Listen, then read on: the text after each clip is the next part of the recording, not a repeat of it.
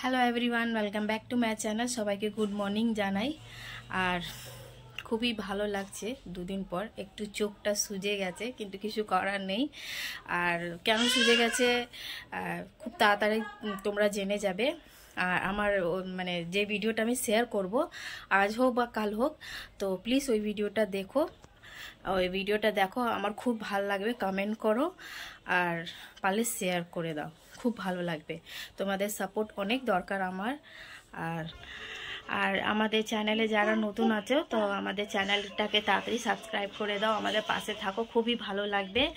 আর support করো, অনেক অনেক সাপোর্ট করো, তোমাদের সাপোর্ট অনেক দরকার। আর সবথেকে বড় কথা, তোমরা এখন আমার পুরো ফ্যামিলি মেম্বার মতন হয়ে গেছো। আমার মেয়ে কোকোমেলন দেখছে, বুঝেছো তো? ওই দেখ, তো আজকে একটু ভালো লাগছে। হাজব্যান্ড গেছে বাজার, আমার ভাত হয়ে গেছে, তো আমাকে বললো একটু চিকেন নিয়ে আসি, চিকেন করতে। চলো ঠিক আছে, তো চিকেন আনুক, ওই করবে, আমাকে সেরম করতে দেবে না। আর আমিও করব হেল্প। তো আমি লেট না করে এবার গিয়ে কুটনো বাটনা সব করে দিই, তাহলে ওর করতে সুবিধা হবে, তাই না? আর দুদিন আগে একটা ভিডিও সেই শেয়ার করেছিলাম না, আমার উঠতে লেট হয়ে গেছে, তো উপরে ছাদে আমার কলা গাছে দেখালাম। আর বলো না, মানে দুদিন আগে এত ঝড় বৃষ্টি এলো, দেখো কি অবস্থা হয়েছে। যে আমাদের কলা কাঁদিটা পুরো পড়ে ভেঙে গেছে, নজর লেগে গেছে, আর কি করা যাবে। আর আজকে আমার বর কি সুন্দর একটা পেয়ারা গাছ নিয়ে এসেছে, অনেক বড়, এখন থেকেই কত ফুল হয়েছে দেখেছো পেয়ারা গাছে, অনেকটা সুন্দর দেখতে, মানে দেখেই বোঝা যাচ্ছে ভালো পেয়ারা গাছ, তাই না মাম্মা? পাপা কি এনেছে এটা? হাত দেয় না, এ খুব দুষ্ট হয়েছে, খালি ছিটছে পাতাগুলো। ও মা, ওই যে প্রজাপতি, ধর ধর ধর ধর ধর ধর ধর মামাম, ধর ধর ধর ধর ধর ধর ধর। ওই যে দেখো প্রজাপতি ধরছে, ওদের দৌড়ে গেছে। চলে গেছে, থাক থাক, চলে এসো, তুমি চলে এসো, এ রানী চলে এসো। চলে গেছে, আবার আসবে। ওই দেখ ঠেলে, কিরম পেট থেকে ঠেলে বেরিয়ে গেল। এ মরেছে, কোথায় পালালো? বকেছি, চেল্লাচ্ছে। এই দেখো কাছে কিরকম, বাইরে যাবে, যেতে দিচ্ছি না। মাংস এনে রেখে দিয়েছে আমার বর। মাংসটা আলু দিয়ে করবো, যেহেতু ভাত দিয়ে খাবে সবাই, একটু ঝোল ঝোল থাকবে, বেশি না অল্প। আমি সেদ্ধ করতে বসিয়ে দিয়েছি, আর এখানে আলু হচ্ছে আমার। সবকিছু মশলা দিয়ে মাংসটা কষে নেওয়া হচ্ছে। মাংস হয়ে গেছে, এখন আমার ছেলে আর বর খেতে বসছে। মামাম তুমি খাবে না? এ রানী, ই মা লেবু খাচ্ছে, আগো অ্যাসিড হয়ে যাবে তো। মামাম কি খাচ্ছ? লেবু। ওকে ছড়াও সঙ্গে। ভাতটা দারুণ হয়েছিল, আমি খেয়ে উঠলাম। এবার একটু মেয়েকে ঘুম পাড়াবো, তারপর কোনো কাজ বলতে গেলে বেল এনেছে বর, বেলে শরবত করবো। কি হয়ে গেছে দেখি আমার পরিটাকে। Wow, jeans top, looking like a mamma, looking like a, বলো ওয়াও। শুধু একটা টুপা পরাবো আমার রানীকে, তাই তো? হ্যাঁ টুপা পরাবো তো, দাঁড়া আগে সন্ধ্যা দিয়ে দিই। মেয়েকে রেডি করে দিয়েছি, দেখলে তোমরা আমার মেয়েকে কি সুন্দর কি কিউট লাগছে। আর আমার ছেলে ফুটবল খেলে এলো, এই তো একটু সন্ধ্যা দিয়ে বেরোবো। বর বলেছে একটু ঘোরাতে নিয়ে যাব, দেখো কোথায় নিয়ে যায়, মানে একটু জাস্ট বাইরে বেরিয়ে একটু মাইন্ডটাকে ফ্রেশ করাটা খুবই দরকার। আমরা রেডি হয়ে গেছি, আমার ছেলেও মেয়ে রেডি হয়ে গেছে, ওরা একটু বাইরে দাঁড়িয়ে আছে ওর বাবার বাইকে ওইখানে। তো আমরা যাচ্ছি এখন শ্রীরামপুরে, যাত্রা, শীতলা মায় পুজো হচ্ছে, তো ওইখানে একটু ঘুরে আসি। বর বলে চলো ওইখানে ঘুরে আসি, তা আজ আর লেট না করে এবার বেরোবো। রেডি হয়ে বসে পড়েছে, কোথায় যাচ্ছ? হ্যাঁ টাটা টাটা টাটা। ফাইনালি আমরা মন্দিরে পৌঁছে গেছি।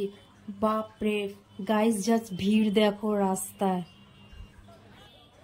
আমার মেয়েও অবাক হয়ে দেখছে যে এত ভিড় কেন।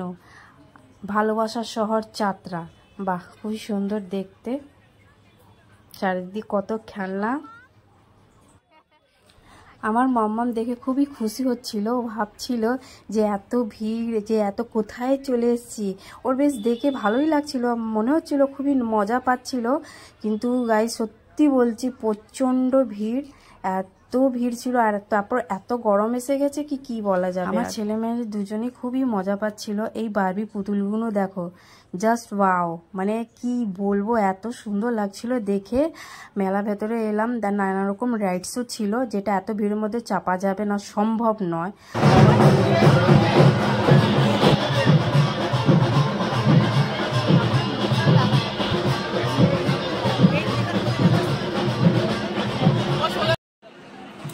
এখন আমরা মায়ের মন্দিরের সামনে চলে এলাম। বন্ধুরা তোমরা জাস্ট ভিড় দেখো, এই ভিড় দেখে কার ভয় না লাগবে। দুটো বাচ্চাকে নিয়ে এসেছি, তাই বেশি লেট না করে মাকে দূর থেকে দেখে প্রণাম করো, আমরা ওইখান থেকে বেরিয়ে যাই। যেহেতু আমার মেয়ে একটু ভয় পাচ্ছিল, তারপর এত ভিড় ছিল তোমরা দেখতেই পাচ্ছ, মানে এত ধাক্কাধুক্কি হচ্ছিল, সম্ভব নয় এই ভিড়ের মধ্যে দুটো বাচ্চাকে নিয়ে দাঁড়িয়ে থাকা। তাই আমরা ওই দেরি না করে বেরিয়ে পড়লাম।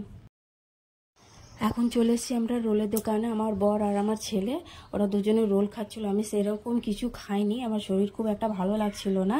আমার মেয়েও খাচ্ছে, ওই যে তোমাদেরকে দেখাচ্ছে। হচ্ছে একটা বাউন্ডার থেকে বেরিয়ে এলাম, মানে ঠাকুরটাকে জাস্ট দেখেছি, প্রণাম করে বেরিয়ে এসেছি এই বাচ্চাদেরকে নিয়ে। এত ভিড়, তারপরে এত গরম পড়ে গেছে, আর পাচ্ছি না। সেই জন্য আমি বরকে বললাম কিচ্ছু খেতে হবে না, চলো। তাই আমার ছেলে আর আমার বর একটু রোল খেয়ে আমি বললাম বাড়ি চলো। আমার মেয়েও বিরক্ত হচ্ছে, আমরাও বিরক্ত হচ্ছি।